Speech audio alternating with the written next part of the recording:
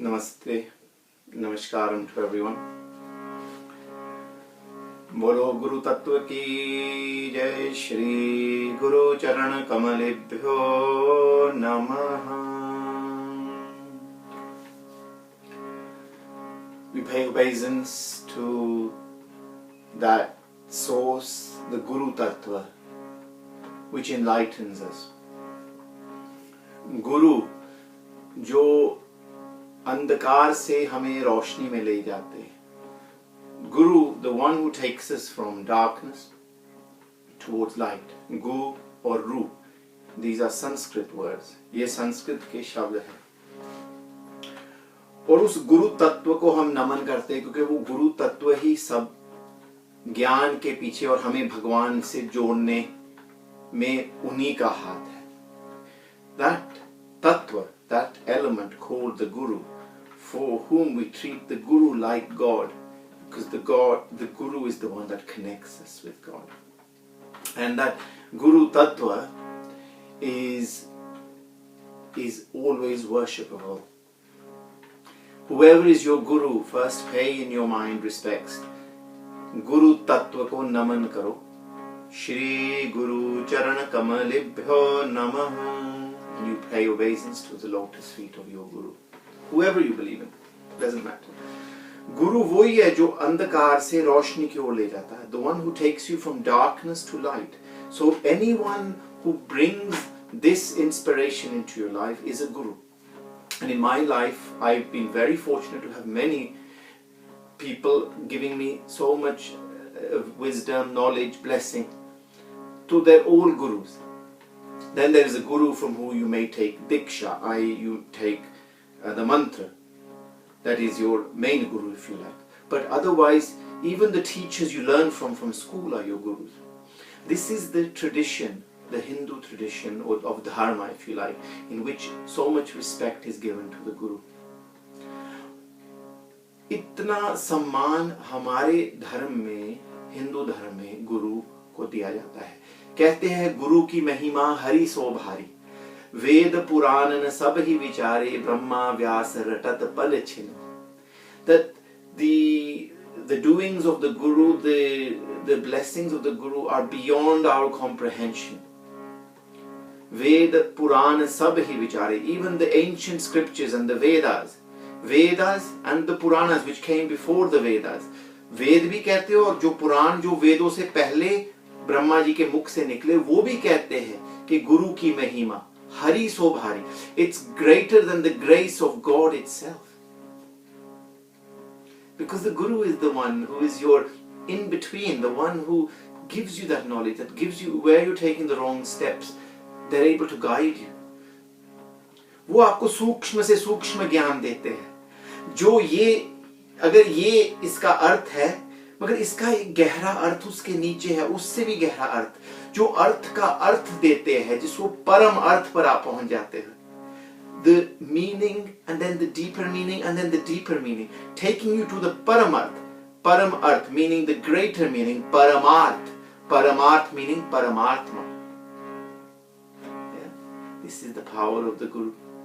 वो सूक्ष्म ज्ञान लेने के लिए, to get that subtle, delicate knowledge, you have to sit in the feet of the Guru. There is Bhagwan Adi Guru Shankaracharya's picture behind me with the statue of Lord Hanumanji in our temple here in the house. ये भगवान आदि गुरु शंकराचार्य जी की तस्वीर है और में हमारे जो बजरंगबली है हमारे इस मंदिर में, हमारे घर के मंदिर में. तो हमेशा गुरु के चरणों में बैठ के ज्ञान लिया जाता है. You always sit in the feet, the lotus feet of our gurus to attain knowledge. Because why? We have to destroy ego. That I know everything. No one knows everything. I said anyone born on this earth will never ever claim to know everything. Because it's impossible. गुरु भी नहीं कहता कि मुझे सब कुछ पता. Not even गुरु भी नहीं कहते कि हमें सब कुछ पता है. मगर जितना उनके पास ज्ञान है आपका तो उसका एक तुच्छ भी नहीं है. We don't even have 1,000th of that knowledge, if not even a millionth. But if the grace of the Guru falls on your head, without reading, without anything, you can be blessed. And that knowledge just starts coming in. Here at this area known as the Sahasrara Chakra, the knowledge starts flowing in. This is the area of knowledge. Our connection with God is this. This is like an antenna. It opens up. It's like a radar. The 1,000-petal lotus is like a big radar. It opens up when you are able to connect. तो ये हजारों पंथियों का सहस्रार चक्र है, सिर्फ 1000 पंथियां नहीं है। और ये जब खुलता है, जैसे रेडार नहीं खुल जाता, वो ऐसे इतना बड़ा यंत्र समझ लो आपके सिर के ऊपर लगा है, जो आपको उस उत्तम ज्ञान से और उस परमार्थ तक ले जाता है। गुरु की महिमा से, गुरु की महिमा हरि सो भारी। तो मेरे जिनसे मैंने दीक्षा ली है, सदगुरु बाबा बीरम शाह जी महाराज को मेरा नमन, करपाती जी महाराज को मेरा नमन, जिन्होंने आदि गुरु शंकराचार्य जियों को बिठाया है पुरी में, द्वारका में, ज्योतिर्मठ में। निश्चलानंद सरस्वती जी महाराज को मेरा नमन, मेरे योग गुरु बाबा रामदेव को नमन, सब गुरुओं को नमन, जिनसे भी आपने कुछ सीखा है उन सबको नमन। और हम लोग सनातनी हैं, we follow the Sanatan Dharma, that which is eternal, which comes directly from the source. So it's not a religion, it's not just something you follow, you do this, you do that, you do this, you must do that, or else this. No, it's a dharma. Dharma means a way of life. जो धर्म होता है वो हमें रास्ता दिखाता है। तो ये नहीं कहता कि आवश्यक ऐसे ही करो। कहने को तो अगर गुरु कहना चाहे वो कह देंगे, अगर आपको वो लायक समझे। If the guru thinks you are a dedicated student, they will insist that you do this, you do this, this. But otherwise they will just show you the path. Because they can't force, they don't force anyone. It's free will. You have to remember. हमेशा आपकी अपनी इच्छा, आपकी अपनी बुद्धि, आपने क्या करना है अपने जीवन से। गुरु केवल आपको एक दिशा दे सकते हैं, आपके ऊपर निर्भर है आपने उसको कितना मान्यता देनी है, आपने कितना उस पथ पे चलना है, गुरु को कितना आपने सम्मान देना है। तो हमेशा सम्मान करो, चाहे आप ज्यादा मिल ना पाओ, ज्यादा बोल ना पाओ उनसे, अपने हृदय में सम्मान दो। Even if you're not able to physically meet your guru a lot, obviously we believe in a lot of living gurus. Some people believe in gurus who have passed away, whatever your tradition. But you must always have respect. Yeah? You must not be disrespectful. And always remember, knowledge is vast and unlimited. We can never ever claim to know. This is why I never decide to read any scriptures unless my guru says, read it. Because when we start reading things ourselves, we start making this interpretation. Oh, that's what it means. Oh, this is what it means. This is dangerous. इससे हमारा अहंकार बढ़ता है. This increases your ego. When you start intellectualizing yourself because you think you know better. So this is a trap. So Adi Guru Shankaracharya ji, we will talk about this great personality, भगवान के अवतार. He was an incarnation of भगवान. और मुझे कई लोग कहते हैं कि अद्वैत में तो आप निराकार को ही मानते हो, आकार को नहीं. गलत है ये सोच. वैष्णव और शैव ये सब ही पथ भगवान तक जाते हैं. The paths of Shaivism or Vaishnavism, and also is the great personality of Ramanujacharya.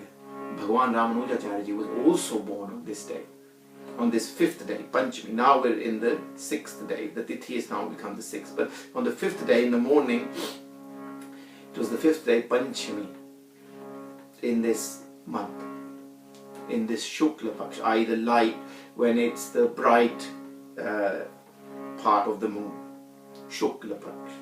Okay, and these gurus showed us certain paths. Bhagwan Adi Guru Shankaracharya I know a little bit about, because I am not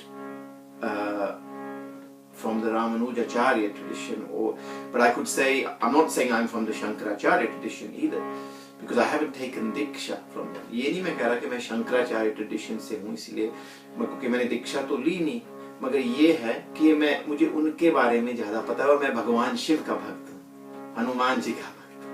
Because I'm a devotee of Lord Shiva, I'm naturally inclined towards Shaivism. And Bhagwan Adi Guru Shankaracharya ji established the Shaivic path and gave just in this young age of up to 32, 32 साल की उम्र तक उन्होंने कितना कुछ शोध किया, कितना उन्होंने रिसर्च करके उन्होंने अपनी व्याख्या या अपना सब कुछ उन्होंने ज्ञान हमें दिया। 32 साल के बीच में इतना कुछ लिखा। So much literature he wrote, so many prayers and stotrams and so on and so forth, analysis of the scriptures he did. From a very young age, from like the age of 8, 9 he started. Because he was an incarnation of Bhagwan Shiva. So I've sent you all. तो इसलिए क्योंकि वो भगवान के अवतार थे ना, तो उनका ज्ञान तो उस लेवल का था जो हम मतलब सोच भी नहीं सकते। इसलिए ऐसे अवतारी पुरुषों को, ऐसे अवतारी लोगों को हम इसलिए पूजते हैं, उनको नमन करते हैं, उनके ज्ञान को नमन करते हैं। We worship the knowledge, the ज्ञान of these personalities. We don't just worship the physical or the statue. It's that knowledge. It's the blessings they give us. Okay? So, जो मैंने आपको थोड़े से ये पिक्चर्स भेजी है वो उनकी स्टोरी को दर्शाते हैं। तो उनकी जो स्टोरी है उसमें जो उनकी जो जीवन की कथा है उसमें बहुत कुछ है, मगर मैं एक ही चीज के ऊपर आज थोड़ा सा बोलूंगा।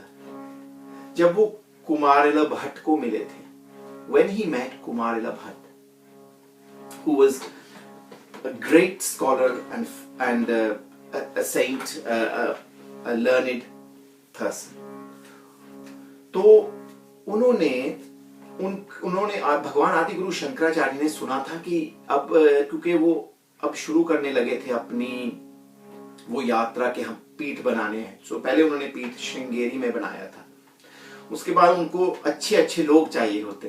देखो जितने हमें भी इच्छा कि हम गुरुओं से जुड़े, गुरुओं को भी इच्छा होती कि हमें अच्छे शिष्य मिले।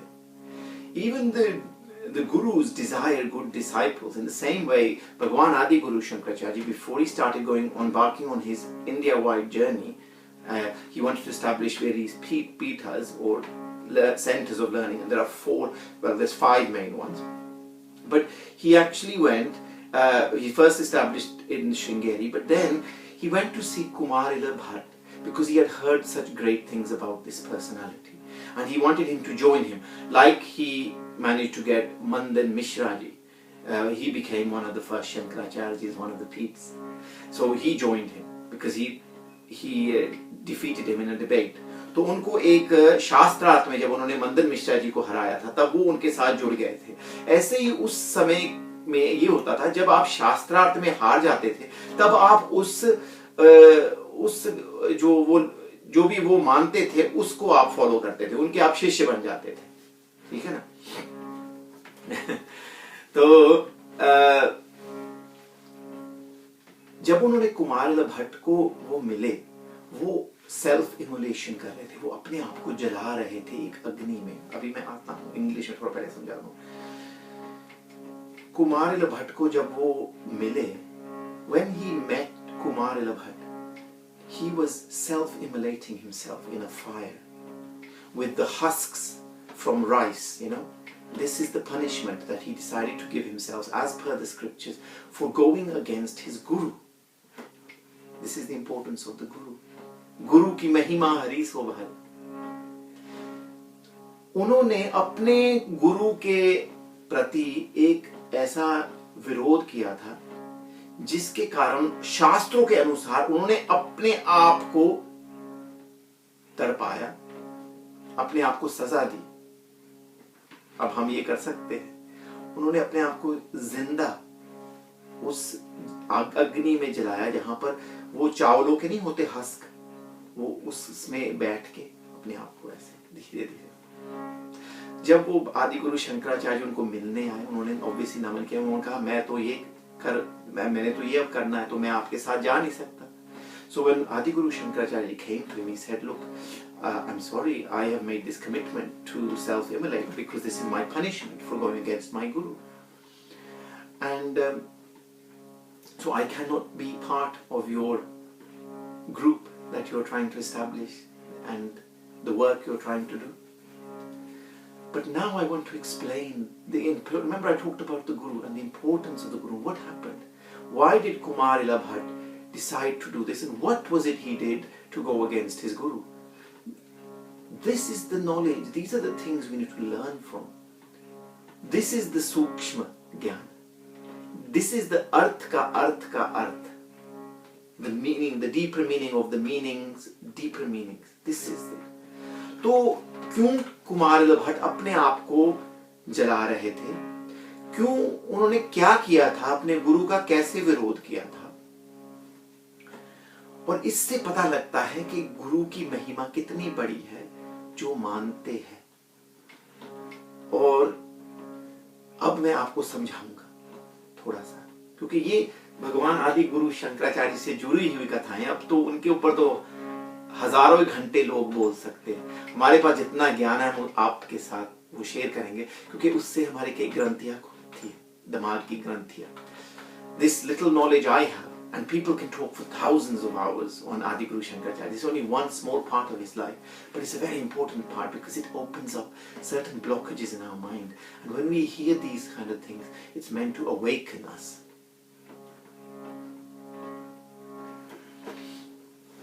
कुमारिल भट्ट, अब एक और षड्यंत्र है जो अंग्रेजों ने किया.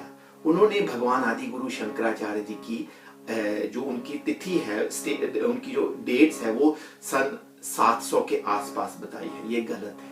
असल में भगवान आदि गुरु शंकराचार्य आज से 2527 साल पहले आए थे, जब तब ही भगवान बुद्ध का भी अवतार हुआ था, और भगवान बुद्ध का उससे पहले हो गया था, और बौद्ध धर्म जो था वो फैलने लग गया था भारत में.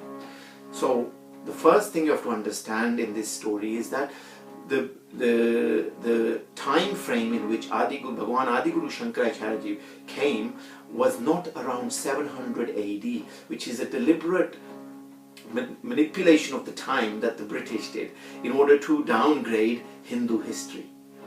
His actual time is 2527 years ago. So about 507 BC. And before that, Bhagwan Buddha had already come, and Buddhism was on the rise and was spreading. Now, Buddhism was in direct conflict with the Hindu Dharma because they did not believe. They were Gnostics. They did not believe. They were agnostics. They didn't believe in God. They only believed in, through meditation, becoming like the Buddha, becoming like a God, but not believing in God. Okay? So they followed a lot of the Hindu philosophies and the Sanskrit scriptures, but where it came to believing in God, they didn't. तो बौद्ध धर्म में भगवान को मान्यता नहीं दी जाती कि भगवान एक तत्व है. वो मानते हैं कि हम स्वयं भगवान बन जाते हैं ध्यान के द्वारा. भगवान बौद्ध की तरह हम भी उस स्थिति को पहुंच सकते हैं. तो वो हिंदू शास्त्रों की कई बातों को और हमारे जो चीजें थी उनको मानते थे, जो हमारे संस्कृत के कई शास्त्र है और हमारी परंपराएं थी, मगर जहां पर भगवान को मानने की बात थी वो नहीं करते थे. उनको एग्नोस्टिक बोलते थे. ठीक है ना? तो एक तो अब आपको समय का पता लग गया, टाइम फ्रेम का. आज से 2527 साल पहले इनका जन्म हुआ था, भगवान आदि गुरु शंकराचार्य का, और 32 साल के लिए सिर्फ ये जिए. So he only lived for 32 years. He was born 2527 years ago. So Kumarila Bhatt was a person who wanted to defeat the Buddhist philosophies. He was a very devout Brahmin, a very devout Hindu. He followed his religion very deeply. But in order to defeat the Buddhists, he had to pretend to become one of them and study in one of their institutions. कुमारिला Bhatt जो थे वो एक पक्के ब्राह्मण थे, बड़े ही अपने धर्म में पक्के, हिंदू धर्म में। मगर तब बौद्ध धर्म फैल रहा था और बौद्ध धर्म को हराने के लिए उनको बौद्धों की तरह बनना पड़ा, और एक चाल कपट से वो एक संस्था में गए जहां से उन्होंने उनका जो रहस्य है, उनका जो ज्ञान है उसको प्राप्त किया, ताकि वो शास्त्रार्थ के द्वारा उनको हरा सके। He went into their institution to learn their secrets of their philosophies and everything, etc., so that he could defeat them through debate. Because in those days, we didn't, people didn't say, take the sword out, I'm going to kill you now because I don't agree with you, or etc., etc. They used to defeat them in debate. If they could defeat them in debate, they would accept them. Either they would leave the land, or leave that area, that land, and take their philosophy elsewhere, or they would convert to that greater philosophy. So, तो ऐसे करते थे, ये नहीं कि मार काटते थे लोगों को, हमें मानते नहीं, ये वो, हम आपको नहीं मानते, ऐसे नहीं था। तब ये था कि शास्त्रार्थ के द्वारा अगर आप हार गए तो आप हमारे इस धर्म को मानेंगे, और या आप इस देश को छोड़ के किसी और देश में चले जाएंगे, ठीक है ना। तो जब उन्होंने कुमारिला भट्ट ने ये किया, एक बार वो बैठे थे, वो अपनी वो ज्ञान बांट रहे थे जो बौद्ध थे, और वो भगवान को गालियां दे रहे थे कि भगवान है नहीं, और इनकी आंखों से आंसू निकल आए, क्योंकि अंदर बहुत गहरा इनका प्रेम भगवान से था, तो इनकी आंखों से आंसू निकल आए। So as he was in a lecture with the Buddhists in their monastery, they started cursing Bhagavan, God. And because he was a deep devotee of God, tears started coming out from his eyes.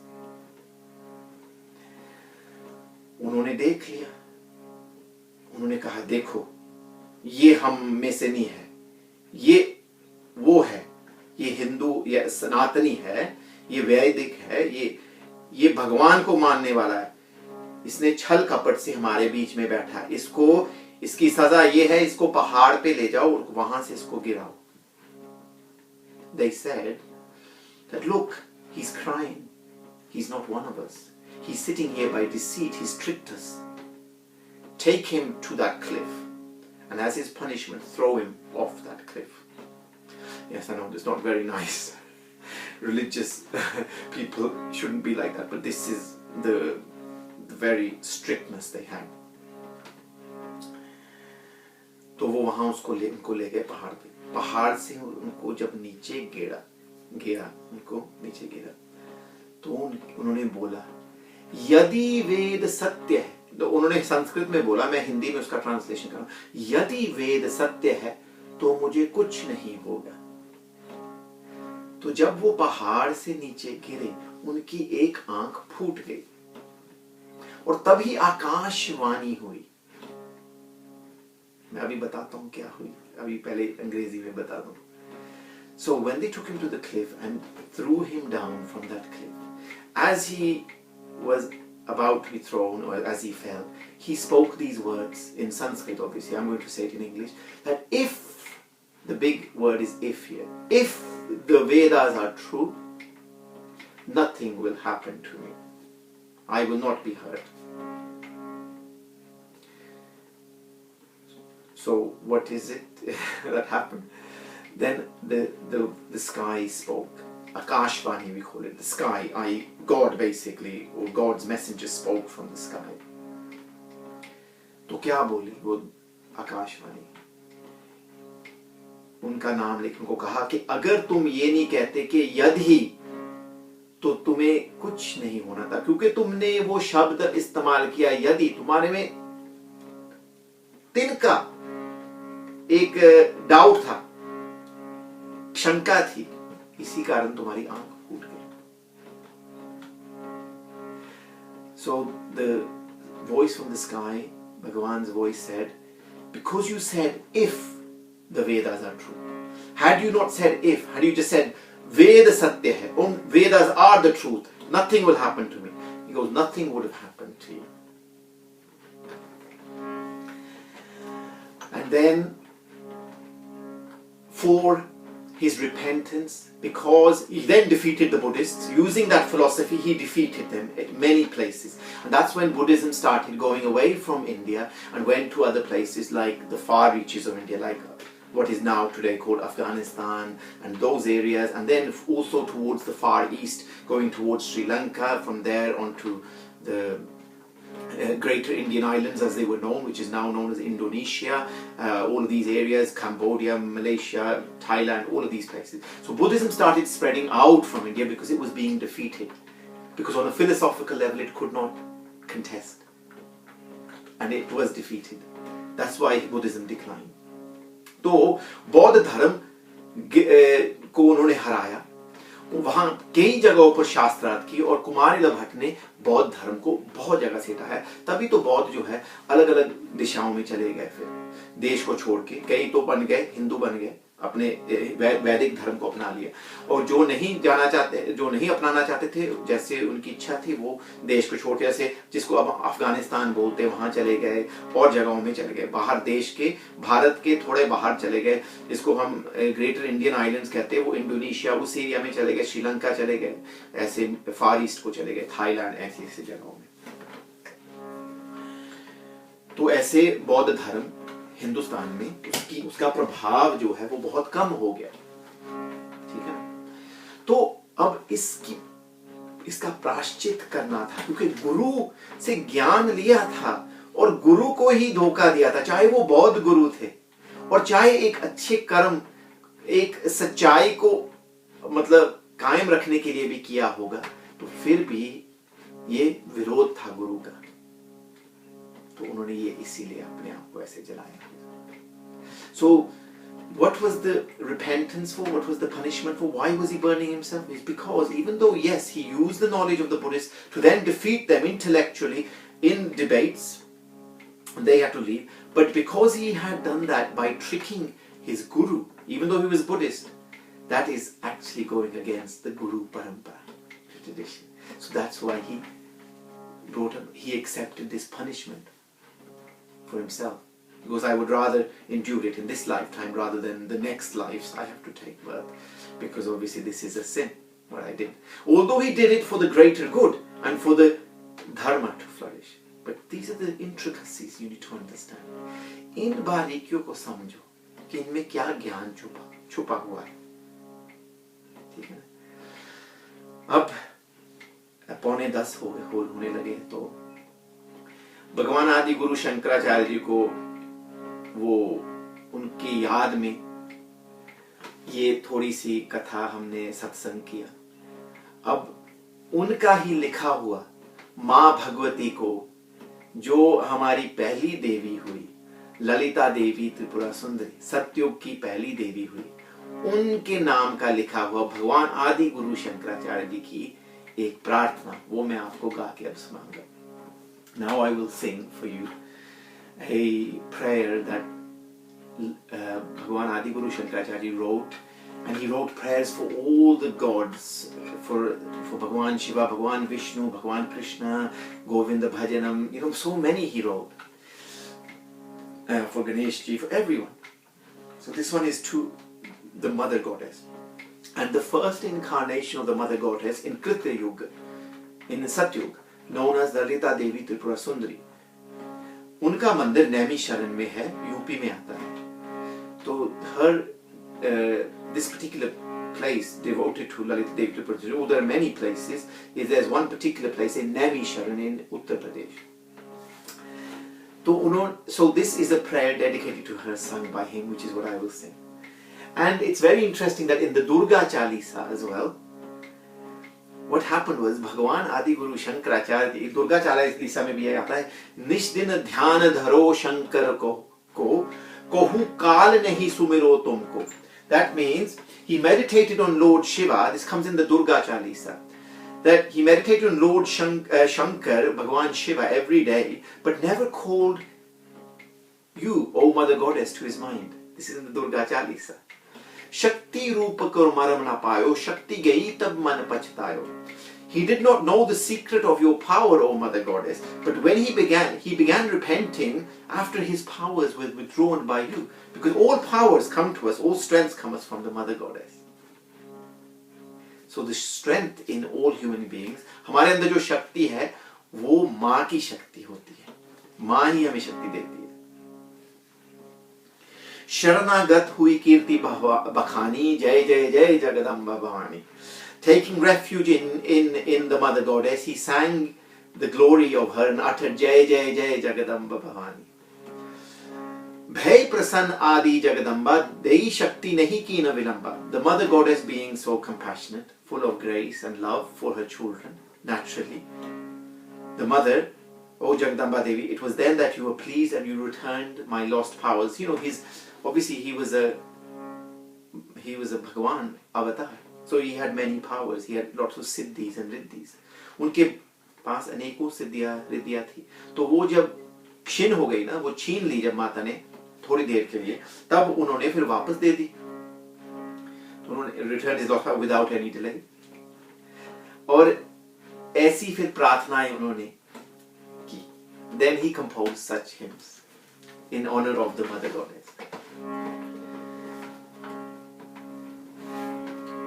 ये है ललिता देवी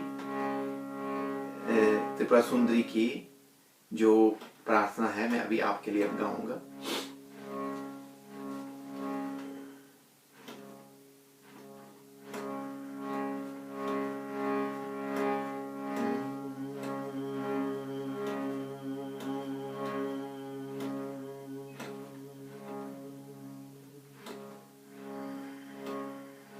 श्री ललिता पंचकम स्तोत्रम. प्रातः स्मरामि ललिता वदनारविन्दम् बिम्बादरं पृथुलमौक्तिकशोभिनासम् आकर्णदीर्घनयनं मणिकुण्डलाढ्यम् मन्दस्मितं मृगमदोज्वल फालदेशम्. जय लक्ष्मी कमले जय लक्ष्मी विमले, जय लक्ष्मी कमले जय लक्ष्मी विमले. प्रातर्भजामि ललिता भुजकल्पवल्ली रक्ताङ्गुलीयलसदङ्गुलीय पल्लवाढ्याम् माणिक्य हेमवलयाङ्गदशोभमानम् पुण्ड्रेषु चापकुसुमेषु श्रीनिर्ददानम्. जय लक्ष्मी कमले जय लक्ष्मी विमले, जय लक्ष्मी कमले जय लक्ष्मी विमले. प्रातर्नमामि ललिता चरणारविन्दम् भक्तेष्टदाननिरतं भवसिन्धुपोतम् पद्मासनादिसुरनायकपूजनीयम् पद्माङ्कुशध्वज सुदर्शनलाञ्छनाढ्यम्. जय लक्ष्मी कमले जय लक्ष्मी विमले, जय लक्ष्मी कमले जय लक्ष्मी विमले, जय लक्ष्मी कमले जय लक्ष्मी विमले, जय लक्ष्मी कमले जय लक्ष्मी विमले. प्रातस्तुवे परशिवां ललितां भवानीं त्रयन्तवेद्य विभवां करुणानवद्यां विश्वस्य सृष्टिविलय स्थिति हेतुभूतां विद्येश्वरीं निगमवां मनसातिदूरां. जय लक्ष्मी कमले जय लक्ष्मी विमले, जय लक्ष्मी कमले जय लक्ष्मी विमले, जय लक्ष्मी कमले जय लक्ष्मी विमले, जय लक्ष्मी कमले जय लक्ष्मी विमले. प्रातर्वदामि ललिते तव पुण्यनामा कामेश्वरीति कमलेति महेश्वरीति. श्री शाम्भवीति जगतां जननी परेति वाग्देवतेति वचसा त्रिपुरेश्वरी जय लक्ष्मी कमले जय लक्ष्मी विमले जय लक्ष्मी कमले जय लक्ष्मी विमले यह श्लोक पंचकमिदं ललिताम्बिकायाः सौभाग्यदं सुललितं पठति प्रभाते तस्मै ददाति ललिता झटिति प्रसन्ना विद्यां श्रियं विमल सौख्यं अनन्तकीर्तिम् जय लक्ष्मी कमले जय लक्ष्मी विमले जय लक्ष्मी कमले जय लक्ष्मी विमले जय लक्ष्मी कमले जय लक्ष्मी विमले जय लक्ष्मी कमले जय लक्ष्मी विमले इति श्रीमद् शंकराचार्य कृतं ललिता पंचकम्.